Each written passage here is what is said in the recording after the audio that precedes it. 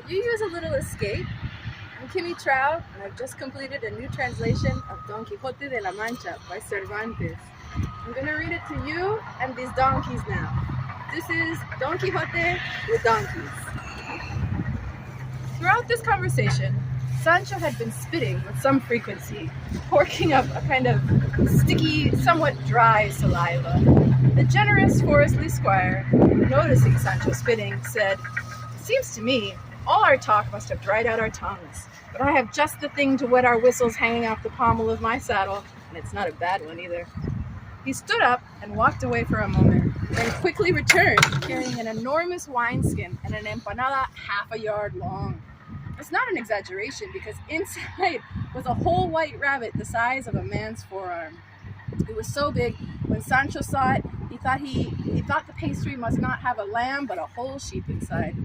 Ogling the empanada, he said, "What's that you've got there, senor?" "Well, what did you expect?" the other replied. "Do I seem by chance like some penniless squire, the kind to live on bread and water? I pack better snacks in my saddlebags than a general on the march." Sancho didn't have to be asked twice. He tucked into the empanada in the darkness, wolfing down mouthfuls the size of slip nuts, as he said, "Ooh, you are truly a righteous, stalwart squire, plain and simple, magnificent and distinguished, as clearly can be seen in this banquet, which, though it may not have appeared by magic, certainly seems magical to me. Me, I'm haplessly broke, with nothing in my saddlebags but a hunk of old cheese hard enough to bash a giant's brains in, 4 carob pods, and just as many walnuts and acorns, boons bestowed on me by my miserly master, who believes the law for knights errant is to eat nothing but wild nuts and herbs and the greens of the fields." "Good God, brother," he of the forest replied, "I don't have the stomach for thistles and wild pears and roots in the wilderness. Our masters can believe and obey any laws of chivalry they like.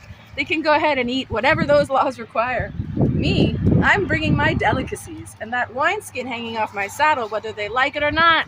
My lady wineskin never lets me down, and I love her so dearly, I pick her up and give her kisses constantly." Woo! As he spoke, he passed the wineskin to Sancho, who chugged it, holding the bottom straight up in the air and swallowing, gazing at the stars for a good 15 minutes straight. When he was finished drinking, he let his head loll to the side with a happy sigh and said, "What a magnificent little bitch that wine is. That's some seriously kosher wine." "See," said the squire of the forest, hearing Sancho swear, "how you can compliment the wine by calling it a little bitch." "I say," Sancho replied, "I confess and recognize it is no insult to call somebody a little bitch when it's meant as a compliment.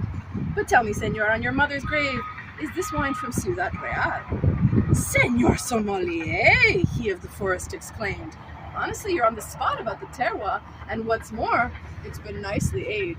"You don't say," said Sancho. "Don't go thinking my palate isn't fine enough to recognize that and then some. What would you say, senor squire, if I told you I have such excellent insight for tasting wines, that with just a sniff I can tell you the terroir, the grape, the tasting notes, what kinds of casks it was aged in, and where it'll go from here, along with every other relevant detail? But that's nothing to wonder at, since among my ancestors on my father's side were the 2 best sommeliers in all of La Mancha. As proof of this, let me tell you a true story of something that happened to them. They were both asked to taste the wine from a new cask to give their thoughts on its tasting notes, quality, and condition. One just dipped the tip of his tongue into the wine. The other just took a big sniff. "Opens with a bolt of iron," said the first. "Closes with a supple finish. Meaty," said the second, "with dusty notes of goat and leather." The winemaker who'd hired them swore the cask was clean and nothing had been added to the wine that would give it a flavor of iron or goat or leather. Even so, the 2 legendary sommeliers stood by their assessments. Time passed, the wine was sold, and the cask emptied. When the winemaker went to clean out the proverbial bottom of the barrel, what did he find but a small iron key hanging on a goat leather strap? So you tell me, senor, if someone with such a lineage could give you a run for your money on the topic of wine. "That's what I'm saying," he of the forest said. "We should stop running around looking for adventures already. We have homes, don't we? Let's stop searching for nuts and go home to our huts, and God can come collect us there when he's ready." I'll keep serving my master till we reach Saragossa, and then we'll work something out.